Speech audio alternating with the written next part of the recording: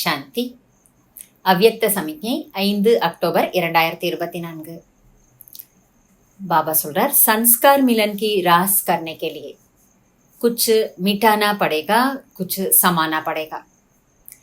यह मेरे संस्कार है, ये शब्द भी मिट जाए. சமஸ்கார நடனத்தின், அதாவது சமஸ்கார ஒற்றுமையின் நடனத்தை செய்வதற்காக சில விஷயங்களை நீக்க வேண்டியுள்ளது, சில விஷயங்களை உள்ளடக்கிக் கொள்ள அல்லது ஏற்றுக்கொள்ள வேண்டி உள்ளது. இது எனது சமஸ்காரம் என்ற வார்த்தையை கூட அழித்து விடுங்கள் என்று பாபா கூறுகிறார். எந்த ஒரு தேவையற்ற குணத்தையோ பழக்க வழக்கத்தையோ இது எனது சமஸ்காரம் என்று நாம உரிமை கொண்டாட வேண்டாம். ஏனென்றால் எப்ப நாம மனசுக்குள்ள இதுதான் என்னுடைய சமஸ்காரம், இதுதான் என்னுடைய சமஸ்காரம் என்று தேவையில்லாத பழக்கங்களை நினைப்போமோ, அது நம்ம நினைக்க நினைக்க நம்முடைய பேச்சிலையும் வருது, நடைமுறையில செயல்களையும் வெளிப்படுகிறது. அதனால பாபா சொல்றாரு, எனது சமஸ்காரம் என்று அதை நீங்க சொல்ல வேண்டாம். इतने तक मिटना है जो पुरानी नेचर बदल कर ஈஸ்வரிய நேச்சர் பன் जाए.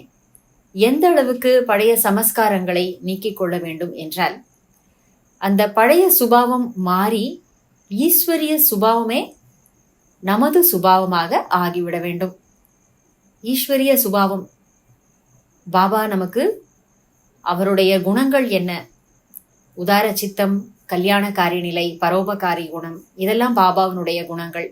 இதுதான் நம்முடைய சுபாவமாக ஈஸ்வரிய சுபாவமே ஆக வேண்டும் அப்படின்னு விருப்பப்படுறாரு. जितना एक दो के समीप आते जा रहे हो उतना एक दो को सम्मान देते चलो. எந்த அளவுக்கு ஒருவர் மற்றவரின் நெருக்கத்தில் வந்து கொண்டே இருப்பீர்களோ அந்த அளவுக்கு ஒருவர் மற்றவருக்கு மரியாதை கொடுத்து கொண்டே செல்லுங்கள். सम्मान देने से संस्कार मिलन सहज हो जाएगा. மரியாதை கொடுப்பதன் மூலம் சமஸ்கார ஒருங்கிணைப்பு என்பது சுலபமானதாக ஆகிவிடும். சமஸ்கார ஒற்றுமை நம்ம ஒவ்வொருத்தருக்குள்ள வரத்துக்கு அடிப்படையான குணம், நாம மற்றவர்களுக்கு மனதார மரியாதை கொடுக்க வேண்டும்.